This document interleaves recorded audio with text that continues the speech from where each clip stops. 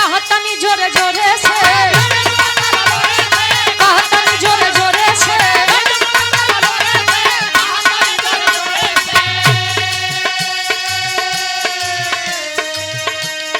भीजी दुपट्टा न लोरे से कहतनी जोरे जोरे से आवे परी तोरा घोड़े से।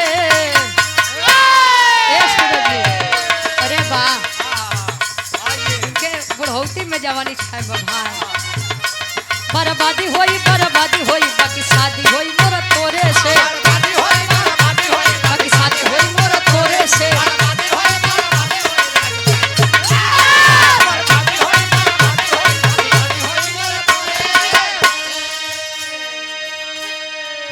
चला गया ना हाँ चला गया ना चला गया ना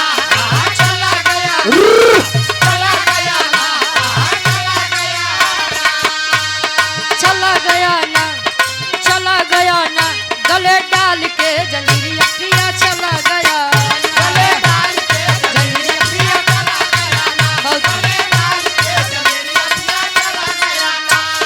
चला गया ना चला गया ना गले डाल के जंजीरिया प्रिया चला गया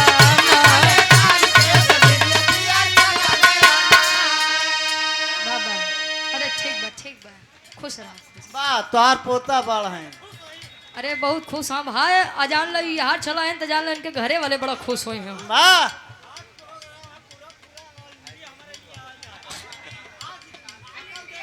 हाँ बाबा ए चचा बैठ जा तोहार पोता बड़ है। अब कौन आशीर्वाद हो जाए वही से आशीर्वाद दो उनके वो खुश रहा भाई। या ठीक हम आगे जाते हैं। हाँ तू आगे जा तोहार पास बाढ़ है ज्यादा बैठ है। ये हमारे पूज्य बाबा जी भोला विधायक सिंगल दीप भोला विधायक ये 100 रुपया हमारे बाबा के द्वारा बहुत बहुत धन्यवाद। वाह। और पूर्वी बिरहा म्यूजिक के डायरेक्टर साहब हमारे विशाल भाई कहाँ है वो आज हो बेचारू पर्चा काटे बरे लेके निकला। हाँ 51 रुपया बहुत बहुत धन्यवाद आशीर्वाद के चारे के मुझे अपनी कला में कामयाब रहे। हाँ हो जाता भैया डोलियो न लाए कहर वो न लाए डोलियो न लाए कहर वो न लाए डोलियो न लाए कहर वो न लाए बिना रे गवन वो पिया मन छछनाए बिना रे गवन वो पिया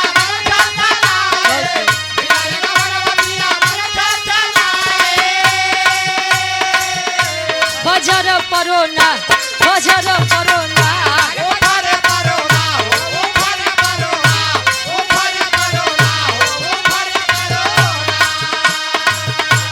हरिओ ऊपर परोना तोहर ढोला रमुनिया ऊपर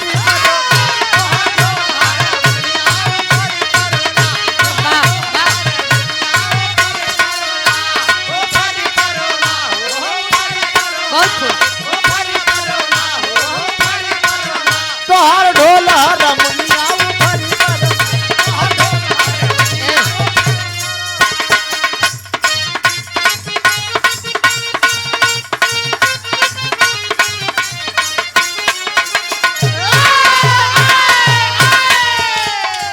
ये हमारे गोपाल भाई का फरमाइश है आदेश है दूल्हा ये समझावे हाथी जोड़ी का होतानी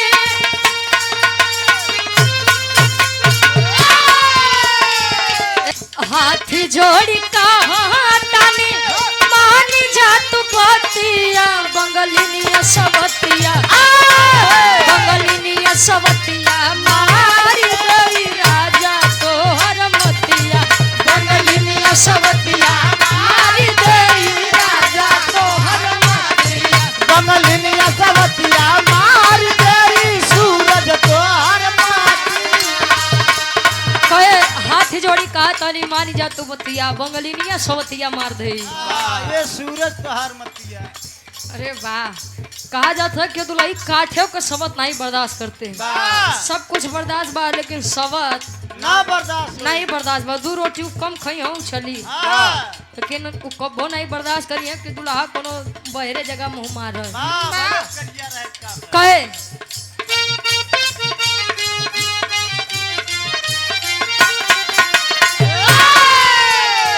जाई के विदेशवा में हमके भुलाई गांव की गोरी चोरी चोरी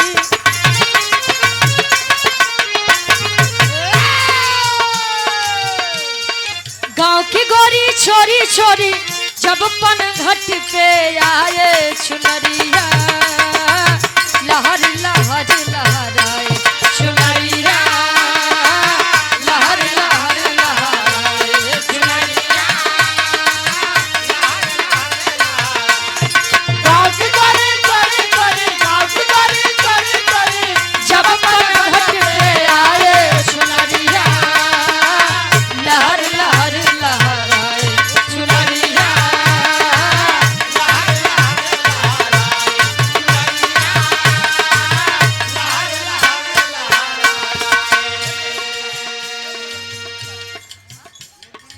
लेकिन निर्गुणी भाव में गुरुजी बतावा अदखाई जीवन क्या काट सकते बा सूरज जी सही आप हुआ हम हो केहू भी हो आया है सजाएगा राजा रंग फकीर कोई विमान पे चढ़ चला कोई बंधा जात जे आए बहु के जाए के बाद चाहे 4 दिन आगे चाहे 4 दिन हाय रे घर में लागत बाई सबके पागल कह दे हाय गर्मिया छड़ाई देला पानी कहे मौत किसी को ना छोड़ेगी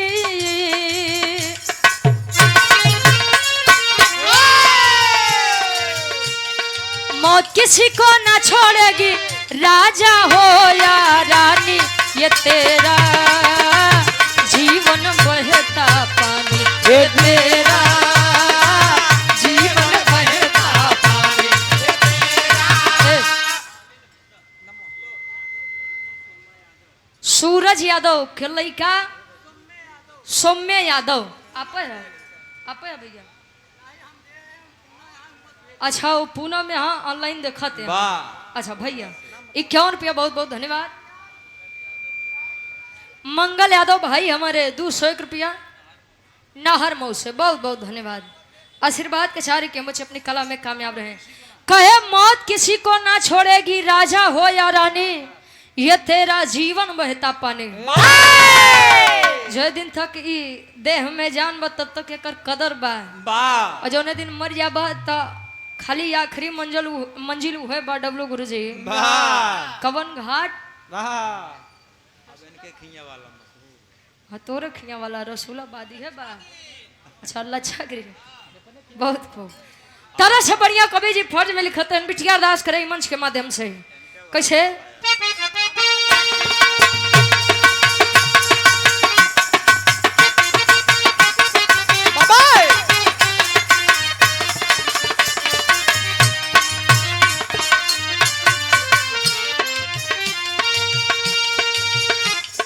जग की माता भाग्य विधाता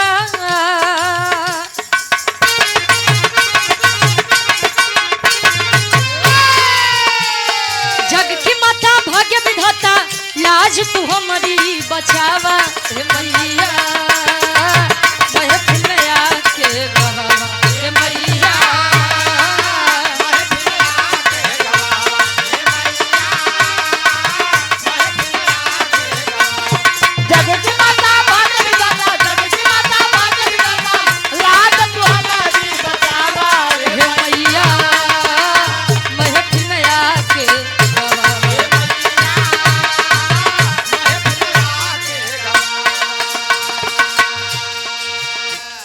जग की माता भाग्य विधाता लाज तो हमारी बचावा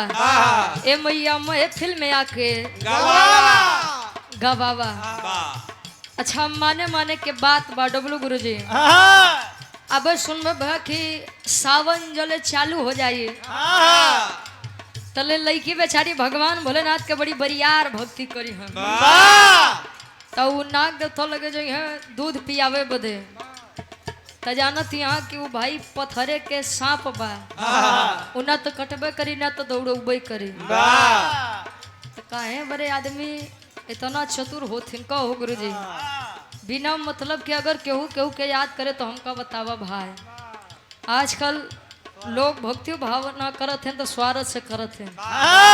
अबे सुनबे भै कि लड़की जई हम व्रत करे बदे पूजा करे बदे तो कहीं जैसा आप है वैसन हमहू के दुल्हा चाही बेचारे मेहरुअन के विपदा बड़ा समझत है दरअसल हरवा देखत होई है ना अपने अब भाई सावन के महीना में अगर लड़की सब पूजा करी हाँ तो और लड़की में उनकर घरे के दीदी भरे यहाँ का गुरुजी हाँ खाली वो नहीं लोग के विपदा देख के बताओ थी जान ला वाह रे सूरज जी अंतरा के पहले अंताल में कवि जी लिखते हैं अरदास बा विश्वास बा कैसे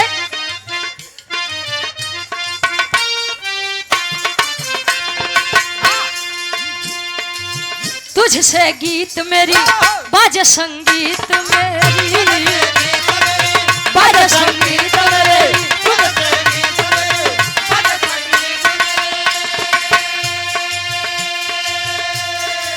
कोई ना है हमारा माँ तू है सहारा माँ तू है सहारा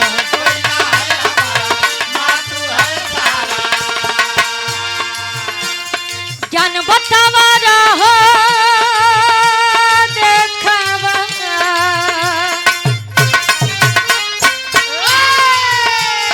ज्ञान बतावा रहो देखावा ज्ञान की ज्योति जलावा के मैया हे मैया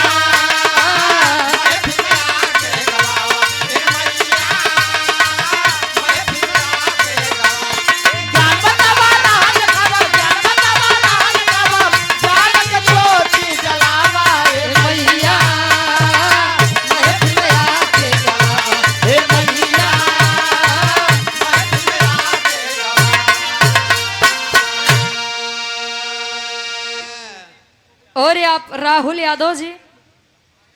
अच्छा पैर से विकलांग है भैया हमारे भैया बहुत बहुत धन्यवाद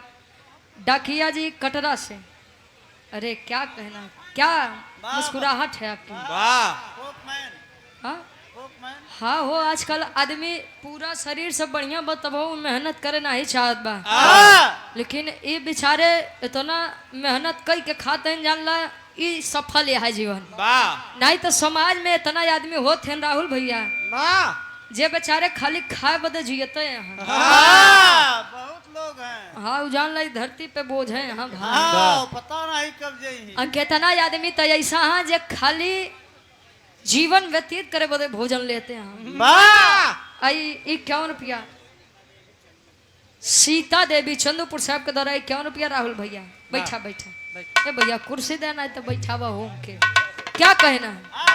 कहे अर्जी हमार बा मर्जी माई तुहार बा विश्वास माने माने के बाद बा भाई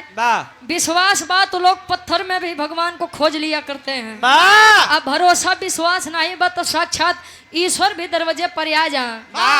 जान ला आदमी उनके बेइज्जत करके हटा देते हैं भगा देते हैं अब भक्ति के सबसे बड़ा प्रतीक क्या ये आपके प्रयागराज बा जवन 144 साल बाद महाकुंभ लगवाई बा कितना आदमी बेचारे आए न अमर होए बदे अमर तो नाही भय शहीद हो अभी हमारे डब्लू गुरुजी आप पे के हंडिया प्रयागराज के है ना बेंसी हम पूछे हम गए गुरुदेव तू कब्बो नहाए वहां गया कि नहीं कहीं पागल हम लोग खाली नहलवाते हैं सब ये लोग खाली पाप धोआवत है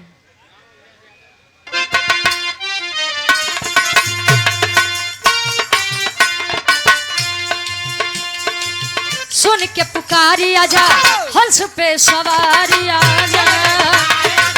हंस पे सवारी आजा सुन के पुकारे आजा हंस पे सवारी आजा पाँव पकड़ती हो विनती करती हो पाँव पकड़ती हो क्या बात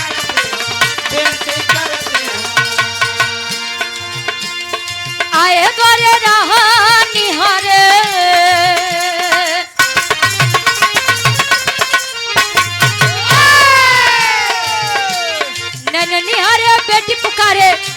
सरगम साजी सजावा हे मैया महफिल आके गवा हे मैया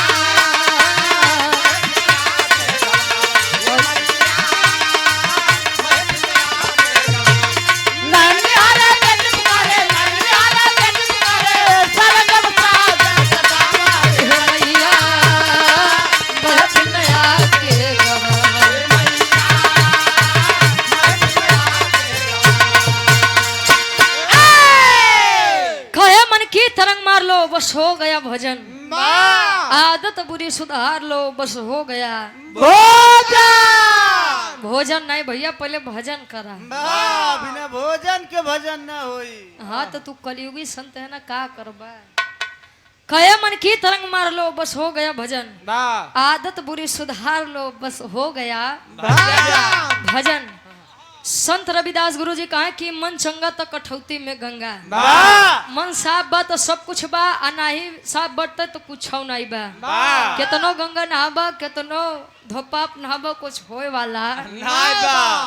का अखिलेश चाचा आखिरी भाव में बिटिया बताओ कि बिरहा जगत में हमार खानदान का बा बिरहा जगत में हमार माई बाबू की बा कैसे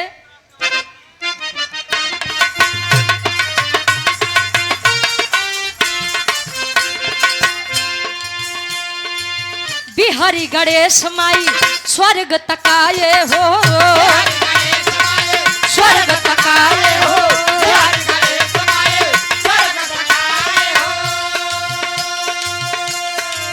रामदेव चंद्रिका जी नाम कमाए हो रामदेव चंद्रिका जी नाम कमाए हो रामदेव चंद्रिका जी नाम कमाए हो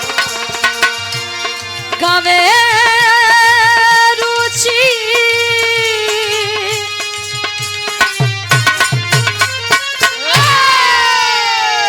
अरे गावे रुचि अरे लागल बयास अरे रहिया के बतावा हे मैया महफिल में आके गवावा हे मैया हे मैया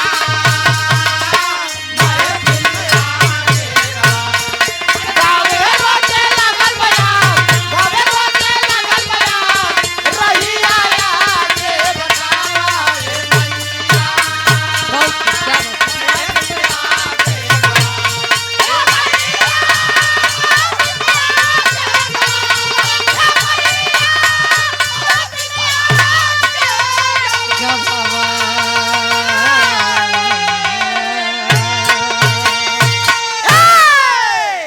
धन्यवाद डब्लू गुरु जी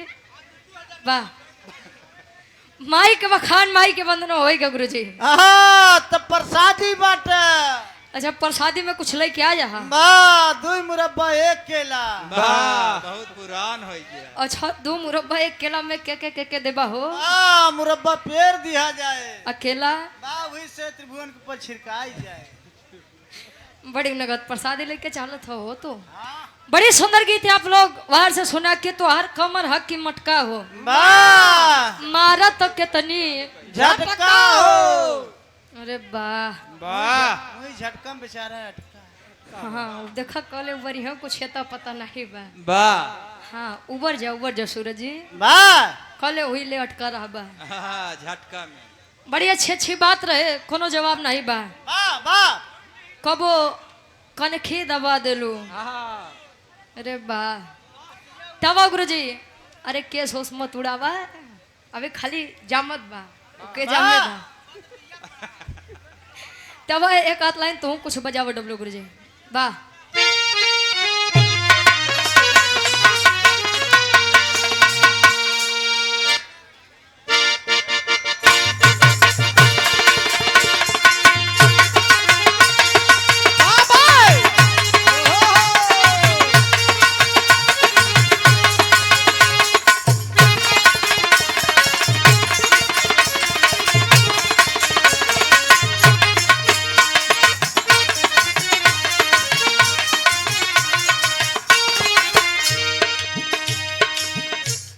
वाह बड़ी ट्रेंडिंग बा ये गीत तहलका मचाए बा वाह जहाँ देखा आदमी खुली है गावत है ई गीत के आप लोग बड़ा प्यार दुलार सम्मान भी देते हैं वाह कोनो लड़की कोनो लड़का से कहे वाह आजकल के जमाना का भाई आप लोग जानते हैं हिया ए भाई हाई लो जनो पहले बाहर कह देता एकदम सीधे आंखें मारत बा भाई वैसे मंजीत भैया देखा था मेरे गर्मी के कारण लड़की कहे लड़का से कैसे छोड़े के कैले टराई तो तोहर पिटाई करा देब से कहा तनी जोरे जोरे से कहा तनी जोरे जोरे से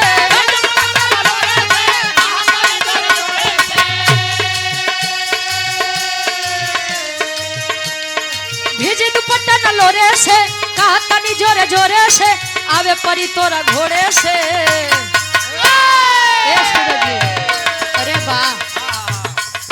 इनके बुढ़ौती में जवानी छाए भाई बर्बादी होई बाकी शादी होई मोर तोरे से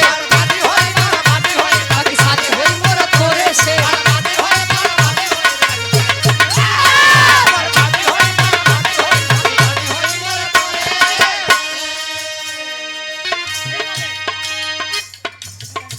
जवानी गीत अबे आप लोग सुना बर्बादी होई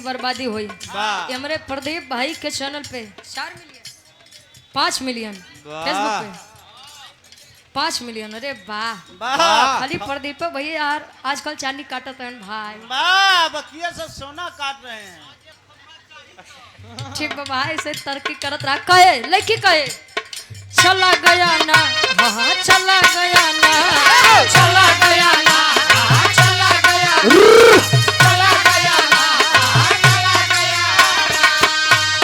चला गया ना चला गया ना गले डाल के जंजीरिया पिया चला गया गले डाल के जंजीरिया पिया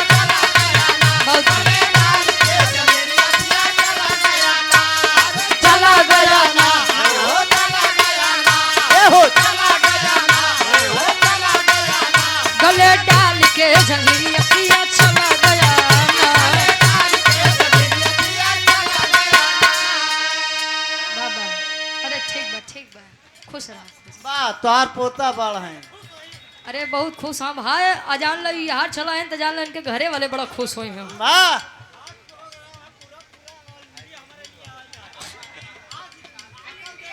हाँ बाबा ए हमरे ए चचा वही जा तोहार पोता बाल हैं अब कौन आशीर्वाद हो जाए वही से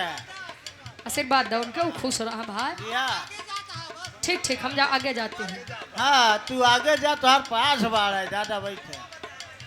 ये हमारे पूज्य बाबा जी भोला विधायक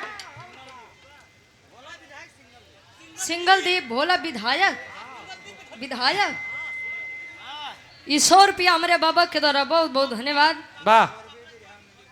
और पूर्वी बिरहा म्यूजिक के डायरेक्टर साहब हमारे विशाल भाई कहाँ है वो वाह अब जियत है आज हो बेचारू पर्चा काटे बरे लेके निकला हाँ वाह 51 रुपया बहुत बहुत धन्यवाद आशीर्वाद के चारे के मुझे अपनी कला में कामयाब रहे हाँ हो जाता भैया डोलियो न लाए कहर वो न लाए बोलिए ना लाए कहर वो न लाए बोलिए ना लाए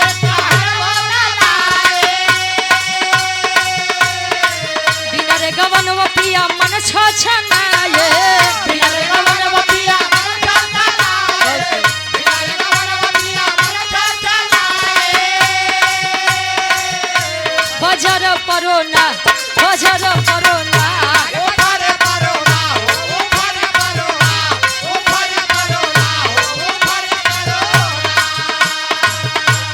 हरिओम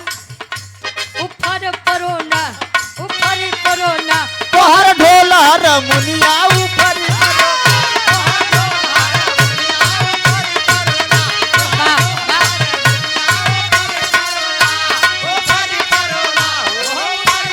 बहुत खूब तोहर ढोला रमुनिया ऊपर ए,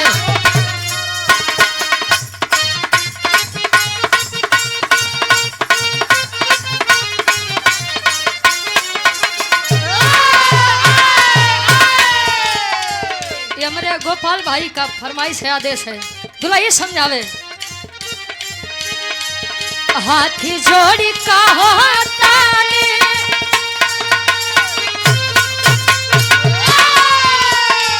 ए रुक गया ना, ना पूछे दा का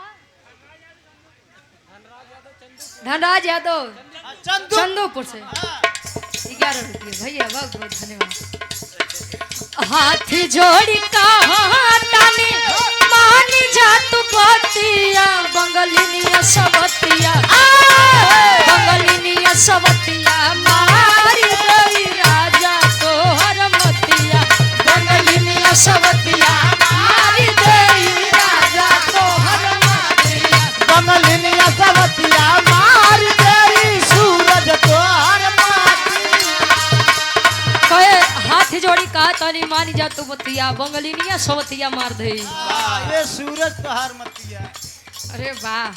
कहा जाता है कि दुल्हा काठियों का सबत नहीं बर्दाश्त करते हैं। वाह। सब कुछ बर्दाश्त बा लेकिन सबत ना बर्दाश्त नहीं बर्दाश्त बा। 2 रोटी कम खाई हूँ चली, हाँ। लेकिन उ कबो नहीं बर्दाश्त करी है कि दुल्हा कोनो बहरे जगह मुँह मार हाँ, मदद करिया रहे काम। कहे